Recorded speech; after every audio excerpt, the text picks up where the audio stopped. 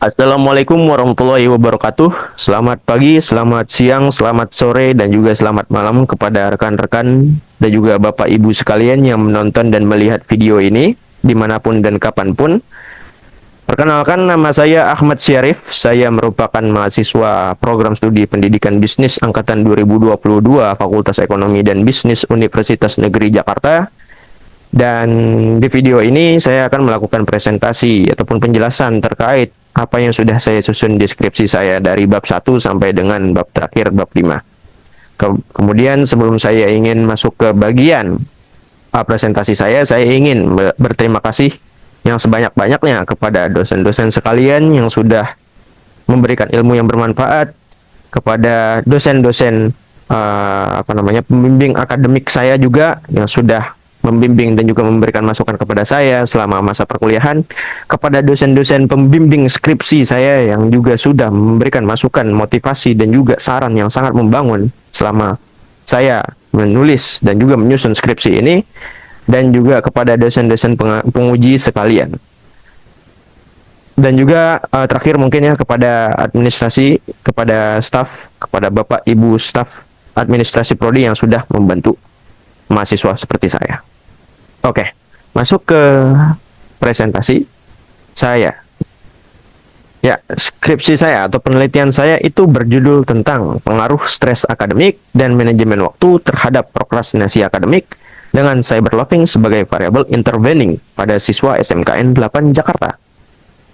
Oke, lanjut di bagian berikutnya ada daftar isi. Nah, di daftar isi ini saya akan menjelaskan terkait bab 1 pendahuluan, di mana di dalamnya ada latar belakang, pertanyaan dan tujuan penelitian, serta manfaat penelitian. Bagian kedua ada kajian pustaka, yang memaparkan tentang teori pendukung, penelitian terdahulu, serta kerangka teori dan hipotesis. Bagian ketiga ada bab 3, yaitu metode penelitian. Saya akan menguraikan tentang desain penelitian, waktu dan tempat penelitian juga, populasinya bagaimana, sampelnya bagaimana, instrumen dan juga serta teknik pengumpulan analisis datanya.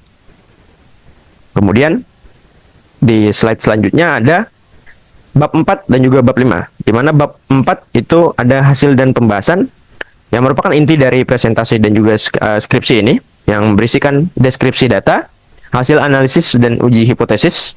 Dan yang terakhir pastinya ada bab 5 penutup yang merangkum kesimpulan implikasi, keterbatasan penelitian, dan juga rekomendasi untuk penelitian selanjutnya. Oke, masuk ke bagian bab 1 atau pendahuluan. Ya, di sini ada latar belakang yang bisa dilihat. Oke, nah, jadi seperti yang kita ketahui, Indonesia itu menempatkan pendidikan sebagai aspek strategis dalam pembangunan nasional. Namun, saat ini Indonesia itu memiliki target besar untuk mewujudkan visi Indonesia Emas tahun 2045 dengan menjadi negara maju, di mana salah satu fokus utamanya adalah meningkatkan daya saing sumber daya manusia. Pendidikan yang berkualitas merupakan kunci mutlak dalam membentuk sumber daya manusia yang mampu bersaing di tingkat global. Namun, mohon maaf, tadi ada kesalahan kata namunnya. Nah, namun yang sekarang adalah yang benar. Namun, fakta di lapangan menunjukkan hal yang berbeda. Berdasarkan data dari World Population Review tahun 2026, pendidikan Indonesia itu saat ini masih berada pada peringkat 67 dari 203 negara yang disurvei. Nah, posisi ini tuh masih tertinggal jauh jika dibandingkan dengan beberapa negara tetangga di Asia Tenggara. Nah, hal ini mengindikasikan bahwa dalam pelaksanaan pendidikan di Indonesia masih terdapat berbagai tantangan serius. Salah satu tantangan yang saya soroti di dalam penelitian ini adalah berkaitan langsung dengan kapasitas ataupun ability siswa itu sendiri. Berbagai permasalahan yang kerap muncul di lingkungan sekolah antara lain seperti rendahnya dorongan belajar, keterbatasan dalam memahami materi, serta kecenderungan menunda-nunda penyelesaian tugas. Padahal sebagai pelajar, siswa itu memiliki ketanggungjawab disiplin untuk bisa menyelesaikan setiap tugas ataupun tanggung jawab akademiknya tepat waktu sesuai dengan ketentuan. Nah, perilaku suka menunda-nunda pekerjaan ataupun tugas tersebut tanpa alasan yang jelas ini dikenal dalam dunia pendidikan sebagai namanya prokrastinasi akademik. dari kata procrastination dalam bahasa Inggris. Ya. Oke. Jadi selanjutnya di sini ada apa namanya? Ya.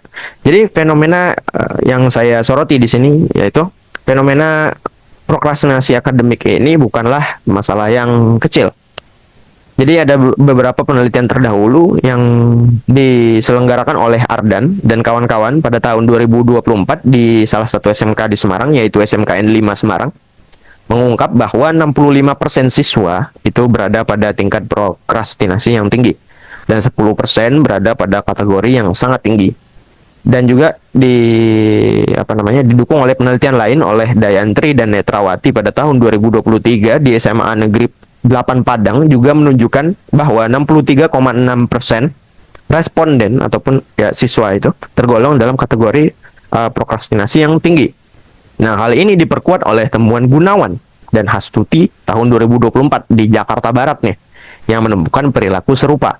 Nah, fenomena ini sangat memprihatinkan karena sebagaimana dijelaskan oleh Yuhan dan Yamliam pada tahun 2021 sebelum 2022 pastinya, serta Lestari tahun 2022, prokrastinasi akademik itu memiliki pengaruh yang signifikan terhadap penurunan hasil belajar, performa, dan juga pencapaian prestasi para siswa, baik itu di SMK dan SMA.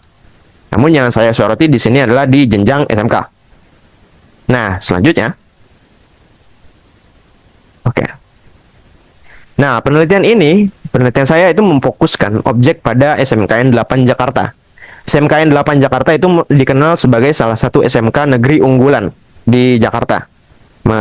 Kalau nggak salah, itu salah satu termasuk yang dengan capaian peringkat ke-7 di Provinsi DKI Jakarta.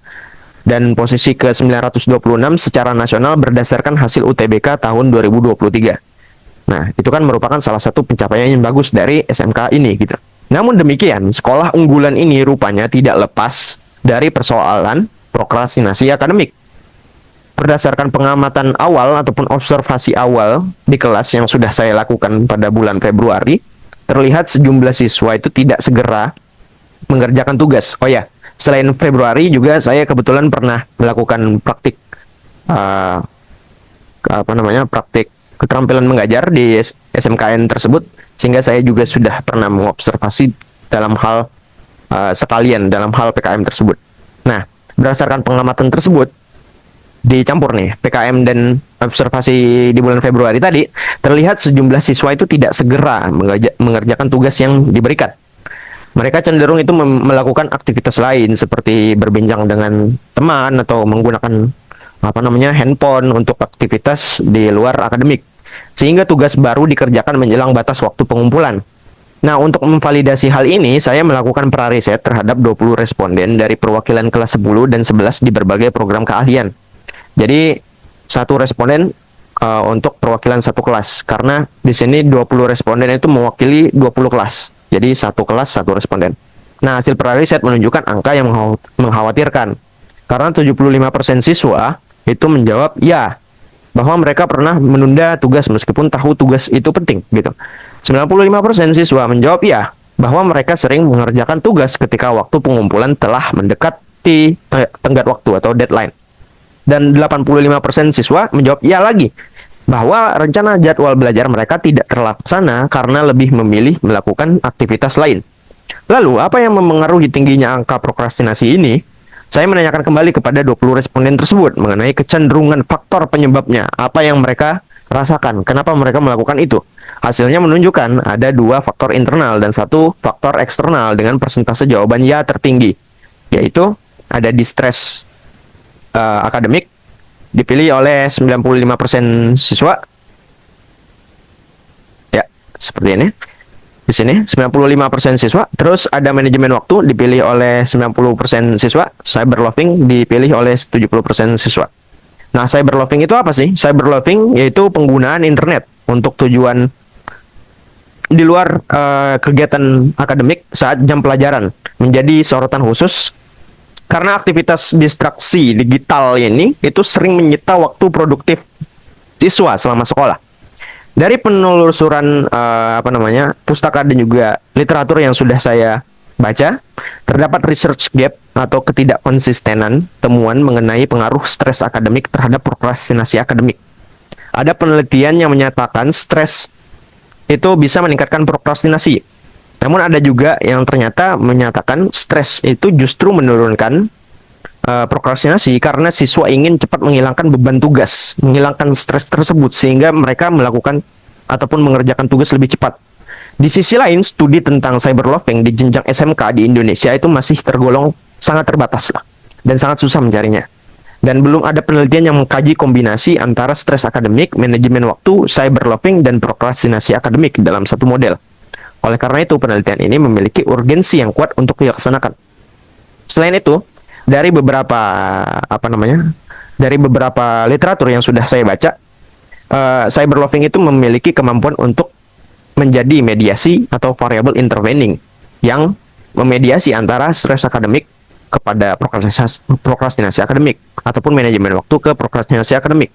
Karena siswa yang merasa stres ataupun merasa tertekan karena adanya tugas akademik itu tidak serta-merta langsung menunda. Tapi ada alasan dibalik menundanya itu. Jadi mereka terdistraksi secara digital karena mereka suka melakukan hal lain yang lebih menyenangkan di dalam internet atau misalnya melakukan permainan di gadget kah, dan itu disebut cyberloafing. Oleh karena itu mereka menunda. Jadi tertekan, terus mereka main game misalnya di saat jam pelajaran karena misalnya tidak ada gurunya, terus itu tadi terus mereka melakukan penundaan seperti itu. Oke. Dan juga yang selanjutnya ada pertanyaan dan tujuan penelitian. Ya, di sini adalah untuk yang pertama pastinya untuk menganalisis pengaruh positif stres akademik terhadap prokrastinasi akademik pada siswa SMKN 8 Jakarta. Terus juga kedua ataupun hipotesis keduanya yaitu untuk menganalisis pengaruh negatif manajemen waktu terhadap prokrastinasi akademik pada siswa SMKN 8 Jakarta. Nah, terus yang ketiga yaitu menganalisis pengaruh positif stres akademik terhadap cyberloafing pada siswa SMKN 8 Jakarta. Keempat, yaitu untuk menganalisis pengaruh negatif manajemen waktu terhadap cyberloafing pada siswa SMKN 8 Jakarta. Yang kelima, yaitu untuk menganalisis pengaruh positif cyberloafing terhadap prokrastinasi akademik pada siswa SMKN 8 Jakarta. Terus yang keenam adalah untuk menganalisis pengaruh positif stres akademik terhadap prokrastinasi akademik melalui cyberloafing sebagai variabel intervening pada siswa SMKN 8 Jakarta. Yang ketujuh, untuk menganalisis pengaruh negatif manajemen waktu terhadap prokrastinasi akademik melalui cyberloafing sebagai variabel intervening pada siswa SMKN 8 Jakarta. Nah, jadi ada 3 hipotesis negatif dan ada 4 hipotesis positif. Nah, oke, untuk pertanyaan penelitian saya tidak sebutkan lagi karena tujuan penelitian itu merupakan salah satu hal yang sama lah dengan pertanyaan penelitian. Oke, yang selanjutnya adalah manfaat penelitian. Adapun manfaat dari penelitian itu terbagi menjadi 2, yaitu secara teoritis gitu. Penelitian ini diharapkan dapat berkontribusi pada pengembangan ilmu psikologi pendidikan dan juga manajemen perilaku siswa, serta menawarkan perspektif baru mungkin ya dengan menempatkan cyberloafing sebagai variable intervening di era digital ini. Secara praktis, penelitian ini juga saya harapkan itu bisa memberikan wawasan bagi guru ataupun staf SMKN 8 Jakarta dalam memahami perilaku siswanya. Menambah pengetahuan bagi saya juga sebagai peneliti, menjadi referensi ilmiah bagi Universitas Negeri Jakarta dan juga universitas lainnya mungkin yang ingin melakukan penelitian juga, dan memberikan pemahaman yang komprehensif bagi pembaca lainnya. Oke. Yang selanjutnya adalah bab 2, kajian pustaka atau literatur review. Oke. Nah, yang pertama yaitu variabel pertama dalam penelitian ini yaitu stres akademik sebagai X1-nya. Stres akademik itu adalah kondisi ketegangan psikologis dan ketidakseimbangan emosional yang dialami oleh individu sebagai respons terhadap berbagai tuntutan dalam lingkungan akademik. Oleh karena itu disebut dengan stres akademik. Yang dipersepsikan sebagai subjektif, yang dipersepsikan oleh subjektif tersebut, maksudnya pelaku stres itu, sebagai beban.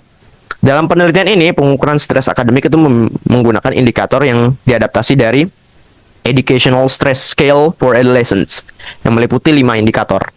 Jadi pressure from study atau tekanan belajar, workload atau beban tugas, worry about grades atau kekhawatiran terhadap nilai, self expectation atau ekspektasi diri gitu ya, dan despondency atau keputusasaan. Terus yang selanjutnya yaitu adalah manajemen waktu sebagai X2, sebagai variabel X2. Kemampuan individu dalam merencanakan, mengatur, dan juga memanfaatkan waktu secara efektif dan efisien untuk menyelesaikan berbagai aktivitas serta mencapai tujuan. Indikator variabel ini mengacu pada Time Management Behavior Scale atau TMBS yang terdiri dari 4 indikator. Menetapkan tujuan dan prioritas atau setting goals and priorities, planning and scheduling atau perencanaan dan penjadwalan, preference for organizations atau preferensi untuk terorganisasi, terus juga perceived control of time atau kemampuan mengendalikan waktu. Dan selanjutnya yaitu ada prokrastinasi akademik atau ya variabel Y-nya gitu. Variabel terikat gitu. Variabel terikat dalam penelitian ini adalah prokrastinasi akademik. Prokrastinasi akademik adalah kecenderungan individu untuk secara sengaja menunda penyelesaian tugas-tugas atau tanggung jawab akademik meskipun ia menyadari adanya konsekuensi negatif yang merugikan dari hal tersebut. Indikator pengukurannya itu dapat dilihat dari 4 kriteria perilaku sebagai berikut. Jadi itu ada menunda, memulai, dan menyelesaikan tugas. Terus juga yang kedua ada keterlambatan dalam mengerjakan tugas, ketidaksesuaian antara rencana dan pelaksanaan, dan juga kecenderungan memilih aktivitas yang lebih menyenangkan. Terus yang selanjutnya adalah cyber loving atau variabel Z-nya atau variabel intervening-nya atau mediasinya ya. Cyber loving di lingkungan di lingkungan pendidikan itu merupakan perilaku penggunaan internet dan berbagai perangkat teknologi informasi oleh individu ataupun siswa dalam hal ini untuk kepentingan pribadi di luar tujuan pembelajaran selama jam belajar. Baik itu jam belajar sedang berlangsung ataupun jam belajarnya misalnya gurunya lagi tidak ada, sedang tidak ada di kelas. Indikator aktivitas cyber loving ini diukur dalam 5 bentuk aktivitas sebagai berikut.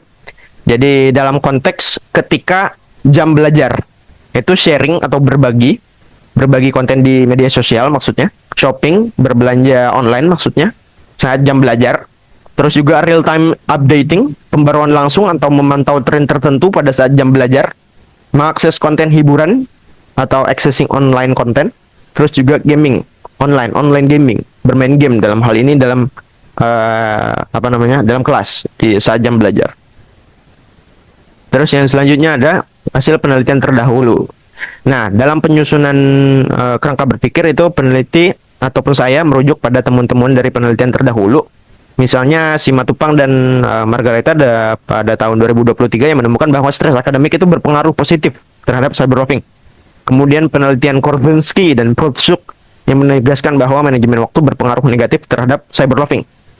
Terus juga dari Asgar sama si Tarik dan juga Gulek Ildith tahun 2024 mengonfirmasi bahwa cyber loving itu dapat menjadi variabel mediasi yang menjembatani hubungan antara stres akademik dengan penundaan tugas seperti itu atau prokrastinasi akademik ya seperti itu.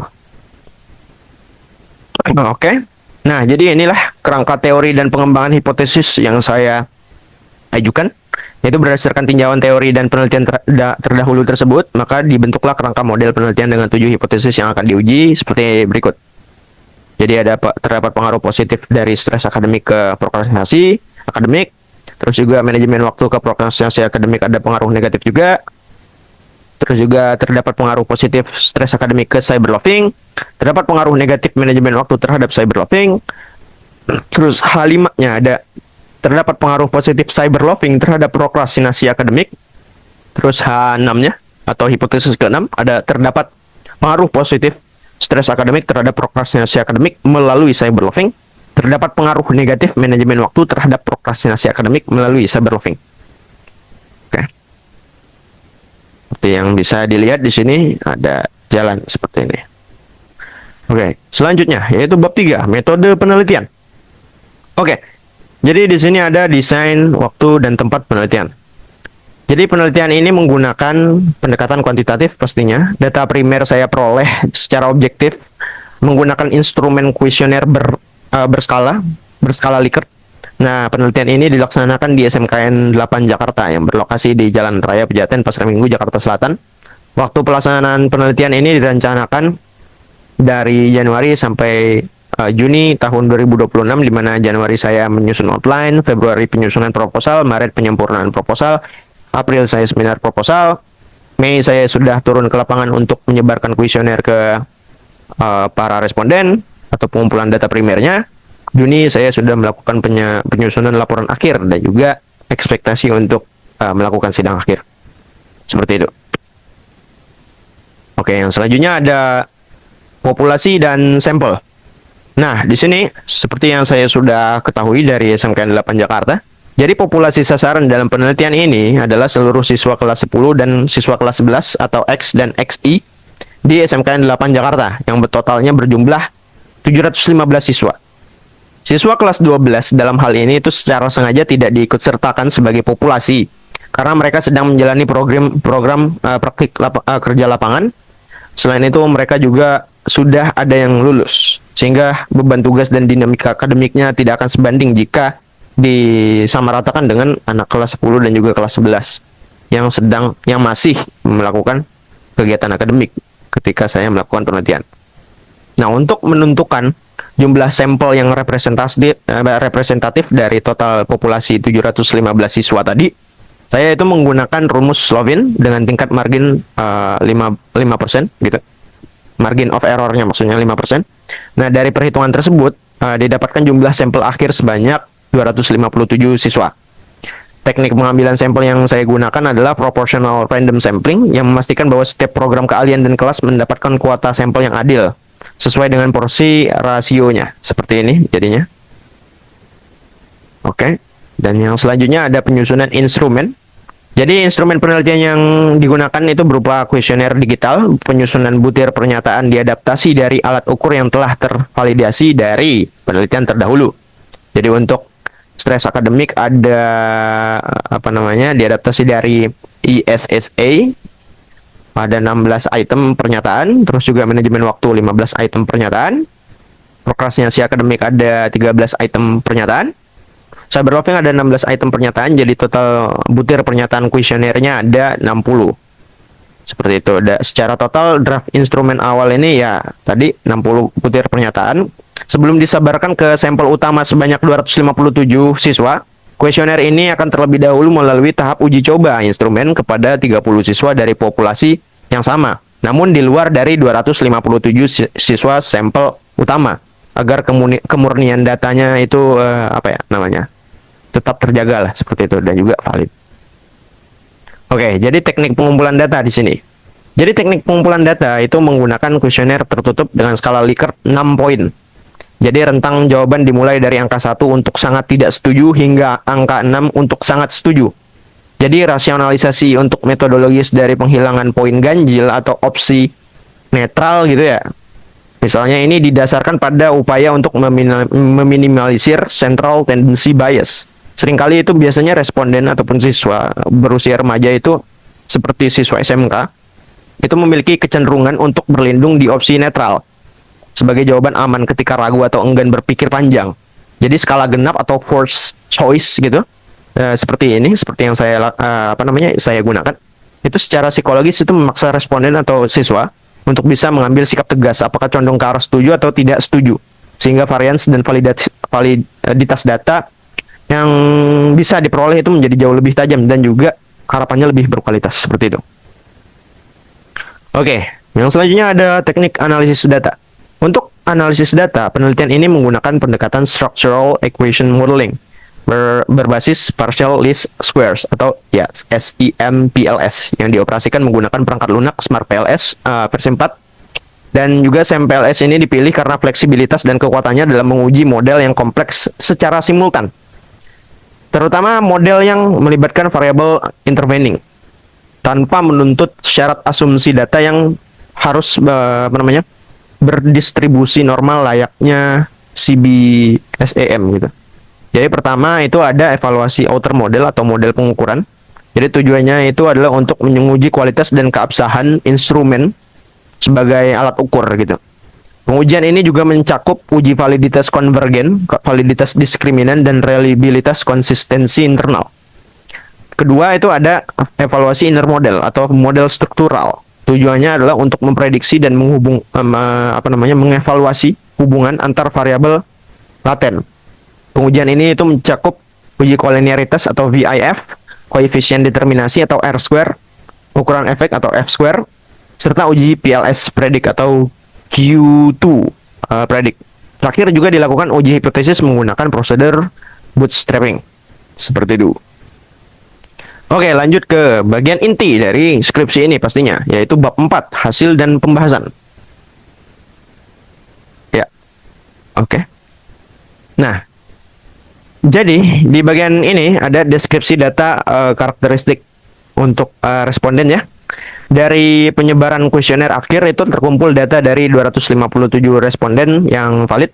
Jika dilihat berdasarkan dari tingkat kelas, itu distribusi sampel seimbang sempurna, yaitu kelas 10 dari terdapat sebanyak 128 siswa atau 49,8% dan kelas 11 sebanyak 129 siswa atau 50,2%. Sedangkan jika dilihat dari profil jenis kelamin, terdapat 91 responden laki-laki atau siswa laki-laki dan ya sebesar 35,41%. Dan 166 responden atau siswi perempuan atau sebesar 64,59. Ya, 64,59%. Jadi ini mencerminkan gitu demografi aktual di sekolah tersebut, di mana proporsi siswinya itu lebih banyak daripada siswanya. Maksudnya siswa perempuannya lebih banyak daripada siswa laki-laki, seperti itu. Nah, selanjutnya ada untuk hasil uji instrumennya atau hasil uji coba instrumennya. Jadi sebelum kuesioner saya sebar ke 257 responden utama, tahap outer model pertama yang dilakukan pada data hasil uji coba terhadap 30 siswa terlebih dahulu. Jadi evaluasi awal ini difokuskan pada nilai outer loading. Aturan umumnya itu butir dengan nilai outer loading di bawah 0,4 itu wajib dibuang karena tidak valid sama sekali. Sedangkan nilai 0,5 sampai 0,7 itu masih dapat dipertimbangkan bergantung pada nilai reliabilitas secara keseluruhan atau nilai AVE-nya, AVE. Dari proses dropping tahap pertama ini, 5 dari 60 butir pernyataan awal dieliminasi karena memiliki nilai di bawah standar, bahkan di bawah 0,4. Rinciannya itu ada 2 butir pernyataan dari variabel stres akademik dan 3 butir dari variabel manajemen waktu. Sehingga kuesioner yang pada akhirnya disebarkan ke sampel utama itu sejumlah 257 responden berisi 55 butir pernyataan yang sudah tervalidasi di tahap awal. Jadi yang di bagian ini yang saya drop itemnya adalah item pernyataan dengan outer loadings di bawah 0,4. Karena ada variabel penting seperti manajemen waktu dan juga stres akademik yang sangat merah, tapi di bawah 0,7 dan bahkan masih di atas 0,5, dan itu masih masih baik untuk bagian nilai AVE-nya karena saya sekalian ngecek bagian AVE-nya dan itu masih bagus gitu, masih valid. Dan yang saya hilangkan atau saya dropping adalah yang di bawah 0,4 karena sudah kritis. Sehingga ada indikator-indikator yang saya bisa pertahankan untuk ke kuesioner akhir, seperti itu. Lanjut ke yang bagian berikutnya, yaitu seperti yang bisa dilihat di sini ada hasil uji coba instrumen. Seperti yang bisa dilihat di sini, saya sekalian memperlihatkan sebelum dropping. Lihat stres akademik dan manajemen waktu itu memiliki nilai AVE yang rendah. Dan ketika saya saya dropping 5 item dari manajemen waktu dan juga stres akademik tadi, itu AVE-nya jadi naik. Dan juga untuk reliabilitas instrumennya ini adalah hasil yang tadi, dan ini juga HTMT-nya atau heterotrade monotrade ratio nya sudah baik untuk kesinambungan antar variabelnya. Oke. Dan yang selanjutnya itu ada deskripsi variabel penelitian dari hasil rata-rata angka atau MEAN. Jadi berdasarkan data primer dari 257 responden yang menjawab 55 butir pernyataan kuesioner yang sudah saya sebarkan, saya melakukan analisis deskriptif untuk memetakan kondisi persepsi siswa untuk melihat perolehan rata-ratanya atau MEAN. Saya akan memaparkan rincian angka rata-rata tertingginya dan rendahnya untuk menjelaskan kecenderungan tiap variabel. Jadi untuk stres akademik, butir pernyataan dengan MEAN tertinggi itu pada item SA9 dengan nilai 4,817, Yaitu saya merasa telah mengecewakan orang tua saya saat mendapatkan nilai ujian yang buruk. Sementara nilai rata-rata terendah ada pada item SA1, yaitu saya merasa banyak tekanan dalam rutinitas belajar sehari-hari. Jadi hal ini itu memiliki implikasi yang sangat menarik. Pemicu stres tertinggi bagi para siswa di SMKN 8 Jakarta berarti bukan berasal dari banyaknya rutinitas tugas harian, melainkan beban mental dan ketakutan akan mengecewakan ekspektasi orang tua mereka. Kecemasan emosional inilah yang membuat mungkin pikiran mereka itu jadi apa ya, buntu gitu, kalang kabut, dan pada akhirnya menghindari pengerjaan tugas akademik. Itu juga ya. Terus juga selanjutnya adalah manajemen waktu.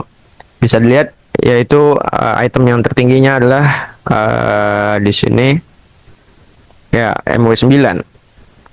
Jadi saya memilih tempat belajar yang minim gangguan agar fokus terjaga. Namun nilai rata-rata terendah ada di butir pernyataan tentang saya membuat daftar hal-hal yang harus dikerjakan setiap hari. Jadi implikasinya meskipun siswa itu sudah memiliki kesadaran untuk mencari lingkungan yang kondusif, mereka itu masih cenderung sangat lemah dalam kedisiplinan administratif, menyusun jadwal atau to-do list harian maksudnya. Ketiadaan prioritas yang tertulis inilah mungkin yang membuat mereka itu mudah kehilangan fokus saat tugas mulai menumpuk. Terus ada di bagian cyberloving. Jadi ada rata-rata tertinggi itu ada di bagian perilaku mengenai membuka aplikasi media sosial saat jam pelajaran, sedangkan terendahnya itu adalah membeli item atau skin game online saat jam pelajaran. Jadi hal ini itu mengindikasikan bahwa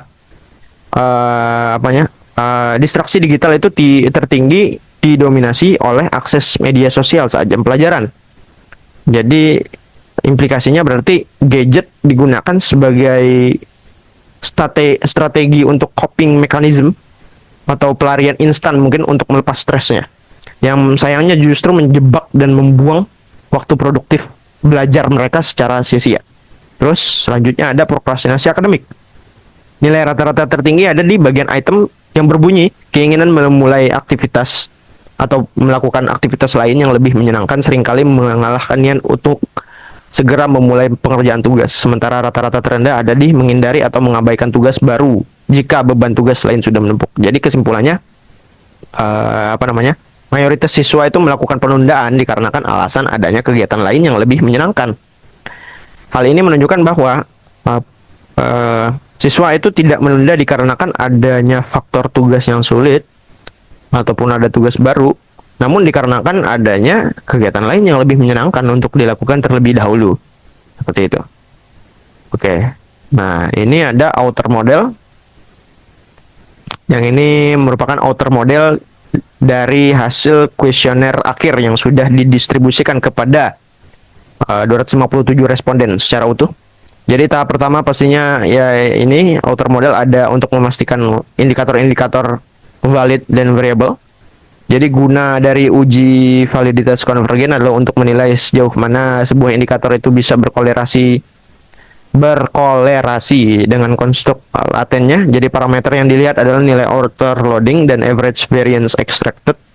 Berdasarkan hasil penghitungan akhir outer loading, ternyata masih ada 15 butir pernyataan yang memiliki nilai di bawah batas ambang 0,7. Bahkan terlebih lagi, terdapat satu indikator penuh dari variabel stres akademik yang nilainya mendekati batas kritis di bawah 0,5.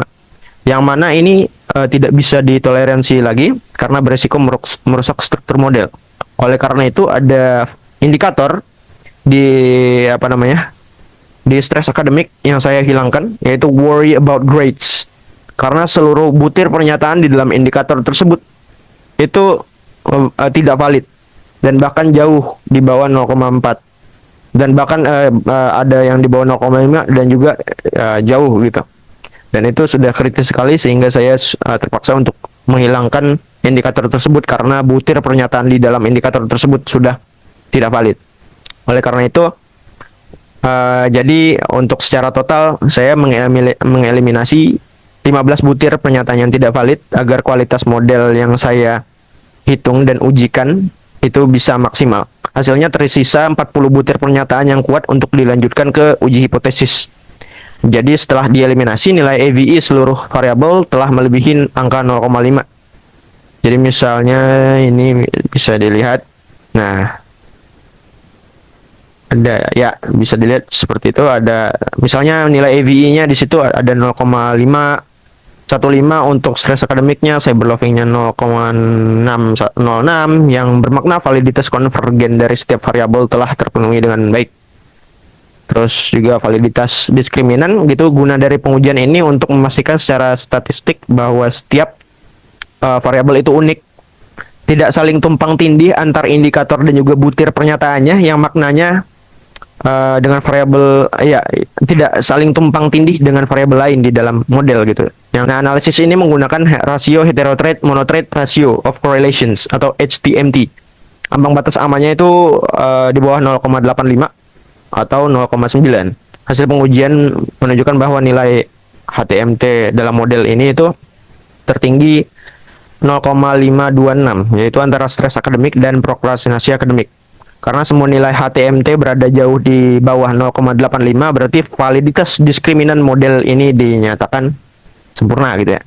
Terakhir, di bagian outer model itu ada reliabilitas konsistensi internal. Guna dari pengujian ini adalah untuk memastikan instrumen kuesioner itu konsisten dan dapat diandalkan walaupun diukur berulang-ulang. Jadi standar untuk bisa valid atau lulus gitu ya dari pengujian ini berarti di atas 0,7, baik itu CR atau composite reliability-nya dan Cronbach alpha. Hasil pada tabel itu menunjukkan semuanya sudah di atas 0,7. Oke. Jadi maksudnya untuk reliabilitas konsistensi internal ini, ketika suatu butir pernyataan didistribusikan 2 kali misalnya kepada orang yang sama, maka orang tersebut akan menjawab hal yang sama. Berarti konsisten seperti itu.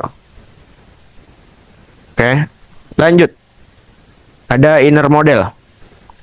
Jadi karena outer model sudah tervalidasi dengan baik tadi ya di slide sebelumnya, tahap selanjutnya yaitu ya mengevaluasi dari inner model atau struktur hubungan antarnya. Jadi pertama ada dilakukan uji koliniaritas menggunakan nilai VIF atau variance inflation vector. Guna dari uji VIF adalah untuk memastikan tidak adanya multikoliniaritas, yaitu kondisi di mana variabel independen saling tumpang tindih atau mereplikasi satu sama lain. Nilai batas wajar untuk VIF ini harus berada di bawah 3 atau di bawah 5, tapi lebih bagusnya jika di bawah 3.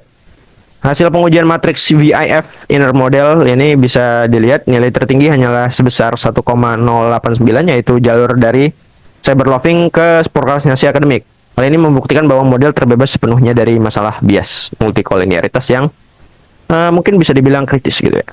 Jadi kedua, analisis koefisien determinasi atau R-square. Guna dari pengujian ini adalah untuk mengukur seberapa besar persentase variance dari variabel dependen yang mampu menjelaskan secara bersama-sama oleh variabel independennya.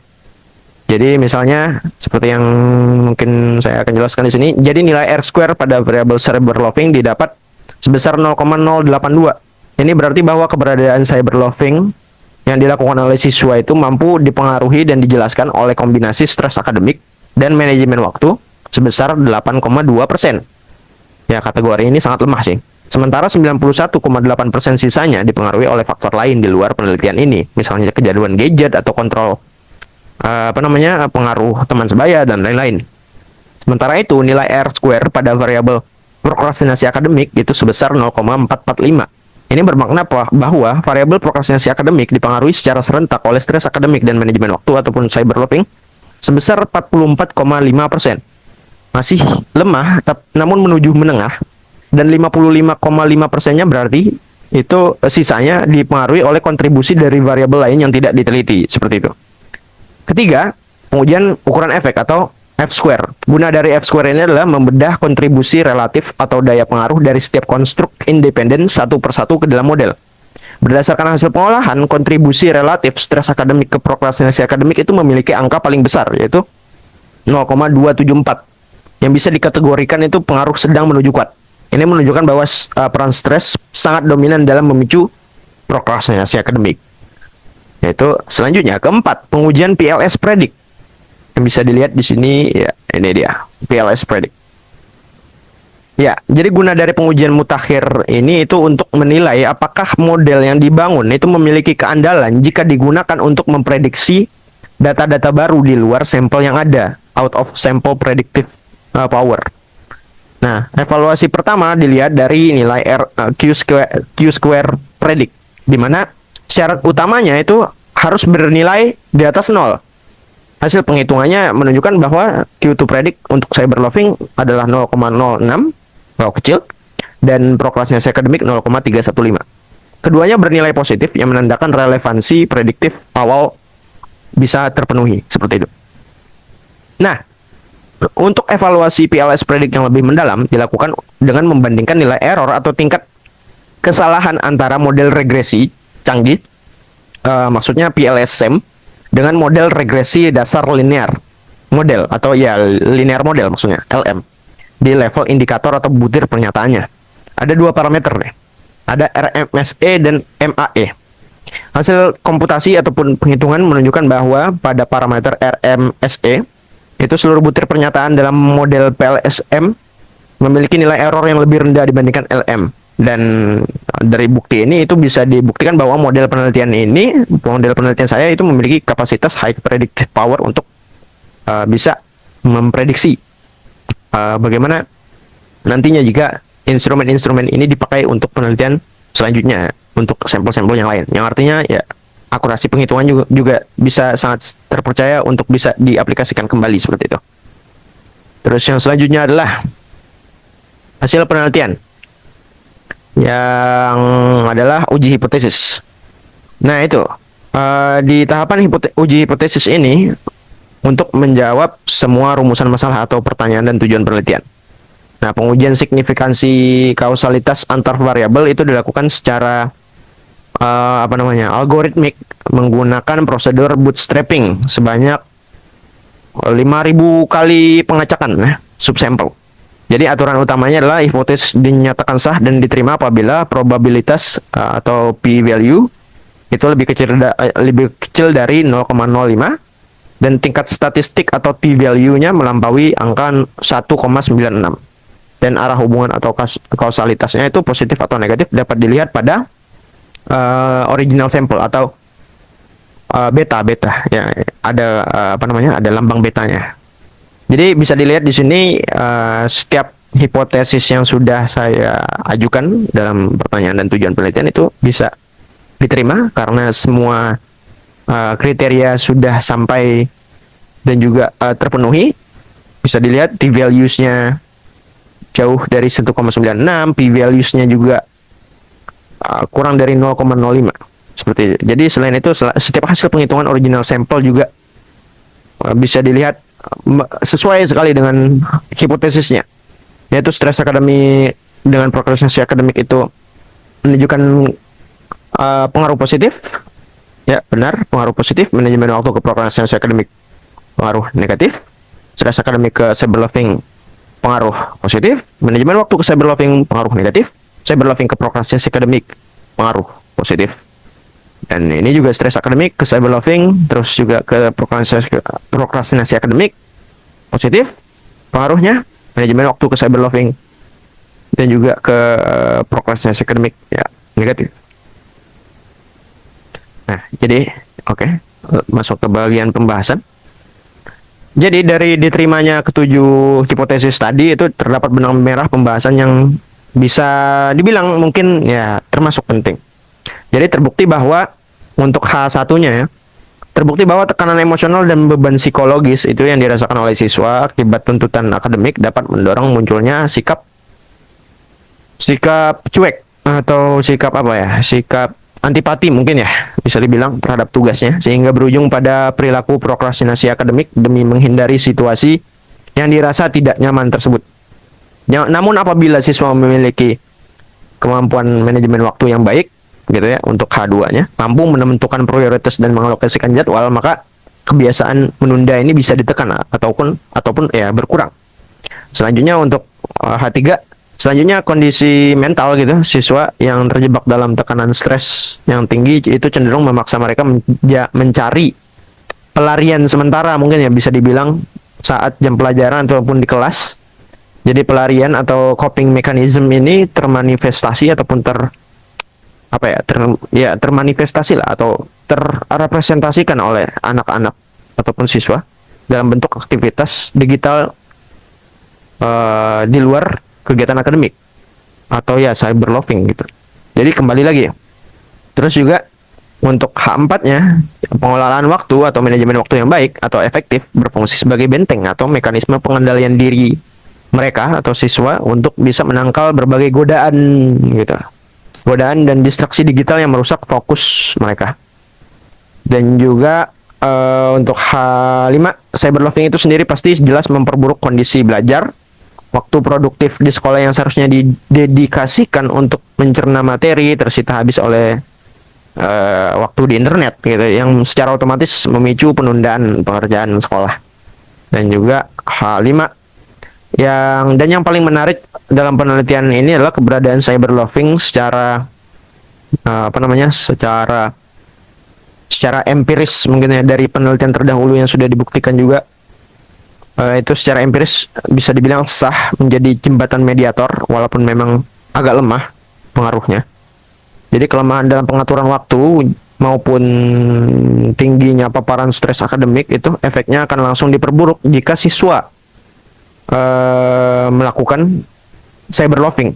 Jadi lingkaran setan antara stres, pelarian digital hingga penundaan tugas akademik itu bisa menjadi ancaman bagi hasil belajar siswa seperti itu. Oke.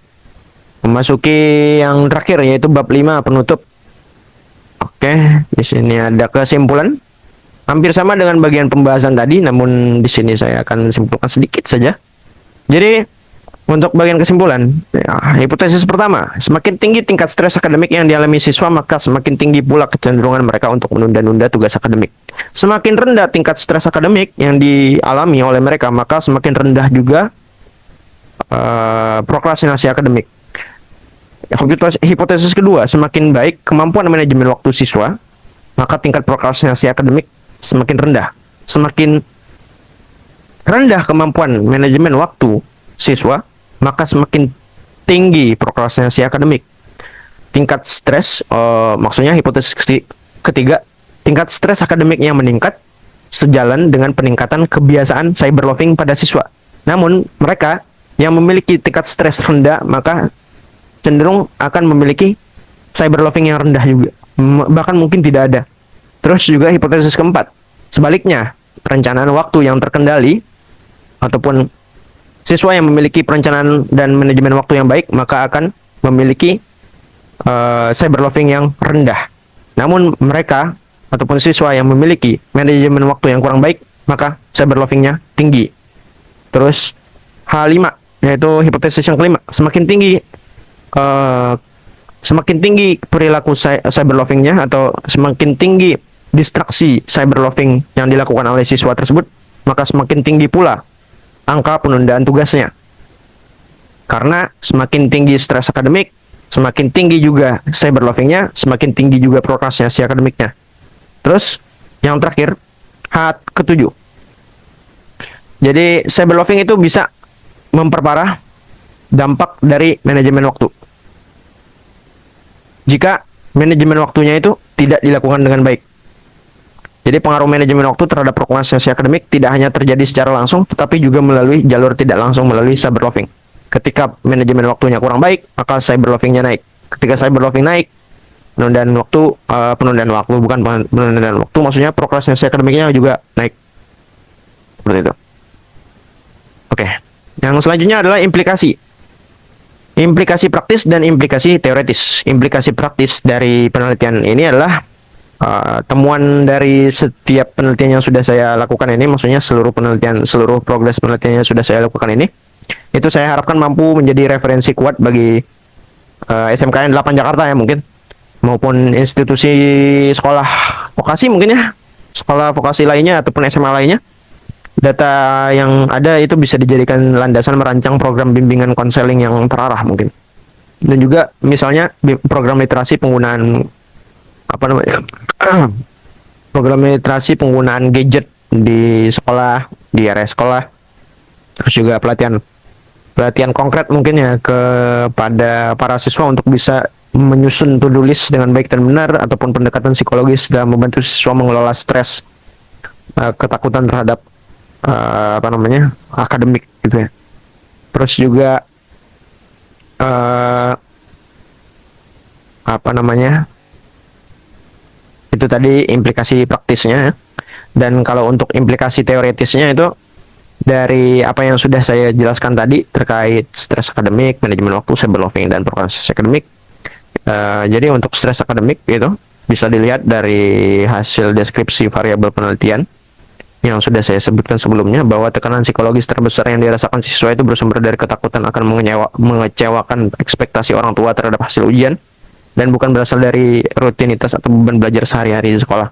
Dan maksudnya mean-mean di sini itu adalah penghitungan mean dari setiap butir pernyataan tertinggi dan mean tertinggi dan mean terendah dari setiap butir pernyataan yang ada pada masing-masing variabel. Jadi seperti itu.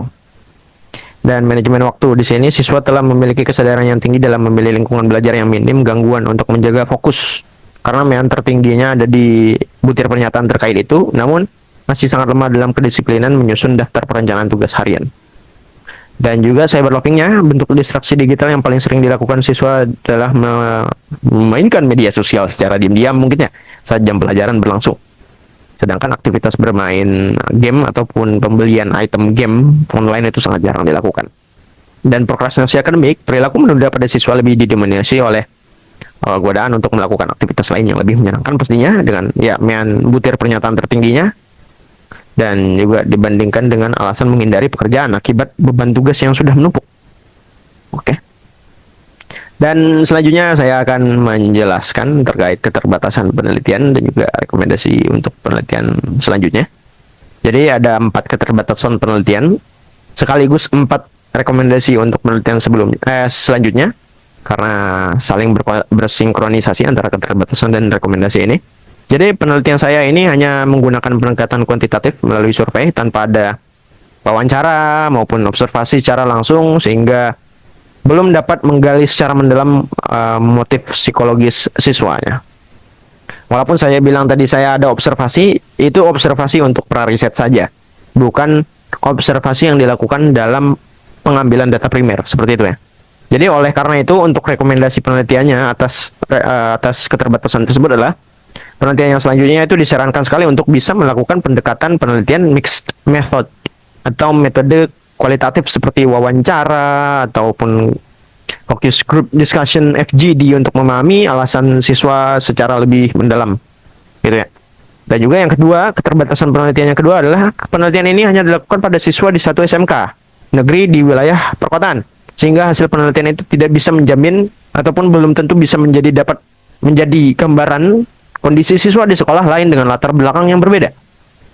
Dan rekomendasi penelitian selanjutnya atas keterbatasan tersebut adalah penelitian berikutnya itu disarankan untuk bisa memperluas lokasi atau objek penelitian.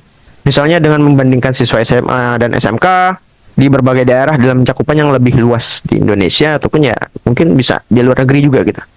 Dan juga yang ketiga, pengaruh variabel dalam penelitian ini itu masih tergolong rendah dalam nilai R-square cyberlovingnya sebesar 8,2%, sehingga masih terdapat banyak faktor lain ataupun variabel lain yang dapat diteliti di luar penelitian ini yang kemungkinan mempengaruhi siswa.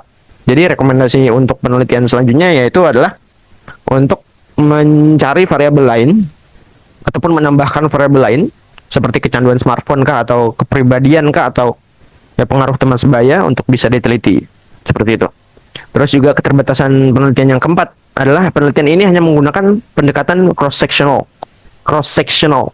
di mana pengambilan data itu hanya dilakukan satu kali. Jadi belum bisa dapat menjelaskan hubungan sebab akibat secara mendalam, karena kondisi stres akademik dan cyberloving siswa itu dapat berubah-ubah seiring waktu, seperti itu. Jadi oleh karena itu, untuk rekomendasi penelitian selanjutnya adalah disarankan untuk melakukan desain penelitian longitudinal atau pengambilan data dalam beberapa periode waktu untuk pengambilan perubahan perilaku profesi siswa dari waktu ke waktu, seperti itu. Dan itulah mungkin yang bisa saya sampaikan dan saya presentasikan serta jelaskan agar semuanya clear dan sangat rinci atas presentasi sidang skripsi saya. Oleh karena itu, saya izin akhiri presentasi saya kali ini. Wassalamualaikum warahmatullahi wabarakatuh. Terima kasih atas perhatiannya.